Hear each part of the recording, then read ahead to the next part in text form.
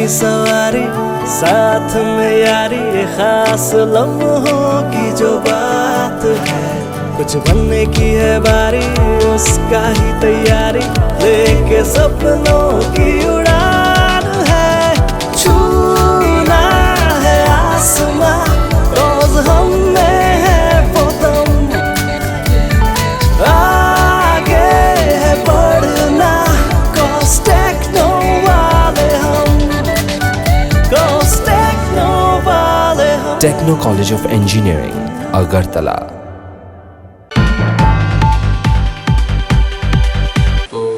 আমি আজকে এই অনুষ্ঠান শুরু করতে যাচ্ছি। আজকে 28শে আগস্ট পর্যাবরণ দিবস হিসেবে ভারতীয় মজদুর সংঘের পক্ষ থেকে সারা দেশে পালন করা হচ্ছে। আমরা সবাই জানি 5ই জুন বিশ্ব পরিবেশ দিবস হিসেবে পালন করা হয়, কিন্তু ভারতবর্ষের যে আবহাওয়া, এই আবহাওয়াতে জুন মাসে খুব একটা বৃষ্টিপাত হয় না, তখন গরম থাকে। গাছের চারা বা বৃক্ষরোপণ করলে তো সেই চারাটা অনেক সময় টিকে না। সেই জন্য ভারতীয় আবহাওয়ার সঙ্গে সামিল রেখে ভারতীয় মজদুর সংঘের পক্ষ থেকে এই 28শে আগস্ট দিনটাকে জাতীয় পরিবেশ দিবস হিসেবে পালন করা হয়। এর পেছনে একটা ইতিহাস রয়েছে। 1731 সালে রাজস্থানের যোধপুরের খেজুরি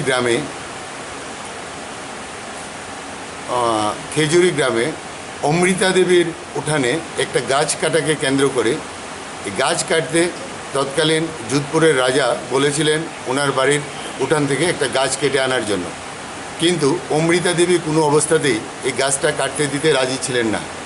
কারণ ওইখানকার মানুষ এটা উপলব্ধি করতে পেরেছিলেন যে আমরা প্রকৃতির দ্বারাই পরিচালিত এবং প্রকৃতিকে রক্ষা করতে হলে গাছকে রক্ষা করতে হবে। এই জন্য তিনি সেটা কাটতে দেননি, না দিয়ে গাছটাকে এইভাবে আঁকড়ে ধরেছিলেন। ধরার পরে রাজার সৈন্যরা অমৃতা দেবীকে মেরে ফেলেছিলেন। তারপর আরও তিনজন মহিলাকে, ওনার মেয়ে 3জনকেও রাজার সৈন্যরা মেরে ফেলেছিলেন। তারপরে ওই অঞ্চলের 84টা গ্রামের মানুষরা একত্রিত হয়ে এটার বিরুদ্ধে প্রতিবাদ করেছিল, যাতে গাছ কোনো অবস্থাতেই না কাটা হয়। কিন্তু রাজার সৈন্যরা এটা মেনে নিতে রাজি ছিলেন না। পরবর্তীকালে রাজা এসে দেখেছিলেন সেখানে টোটাল 363 জন মানুষ মারা গিয়েছিল। এর প্রতিবাদ করতে গিয়ে রাজার সৈন্যরা 363 জন মানুষকে মেরে ফেলেছিলেন। তখন রাজা উপলব্ধি করতে পেরেছিলেন এই যে গ্রামের মানুষরা গাছকে খুব ভালোবাসে। তারপরেই রাজা আদেশ দিয়েছিলেন যে এখন থেকে এই গ্রামের কোনো গাছ কাটা হবে না। তো সেদিন থেকে এখন পর্যন্ত এটা চলে আসছে। আমরা জানি ভারতবর্ষের অনেক ইতিহাসকে বিকৃত করা হয়েছে, সত্যিকারের ইতিহাস তুলে ধরা হয়নি।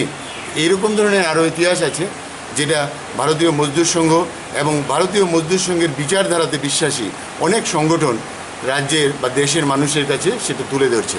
তো ভারতীয় মজদুর সংঘ এই দিনটাকে অমৃতা দেবী বলিদান দিবস হিসেবে পালন করে থাকে। আজকেও ভারতীয় মজদুর সংঘের পক্ষ থেকে রাজ্যের বিভিন্ন জায়গায় এই অনুষ্ঠান করা হচ্ছে। এখানে ত্রিপুরা রাজ্য বন বিভাগীয় কর্মচারী সংঘের পক্ষ থেকে আজকের এই দিনটাকে যথাযথ মর্যাদায় পালন করা হচ্ছে। বিভিন্ন স্থানে ওনারা বৃক্ষরোপণ করবেন। মাননীয় মন্ত্রী, বন দপ্তরের মাননীয় মন্ত্রী, উনি একটা মিটিংয়ে ব্যস্ত থাকাতে একটু পরে আসবেন বলেছেন। তো আমরা এই জন্য ওনাদেরকে বলেছেন যে আপনারা অনুষ্ঠানটা শুরু করুন। কী কী বিষয় নিয়ে আলোচনা হতে পারে? এটা অ্যাকচুয়ালি অমৃতা দেবী বলিদান দিবস হিসেবে আজকে এটা পালন করা হয়।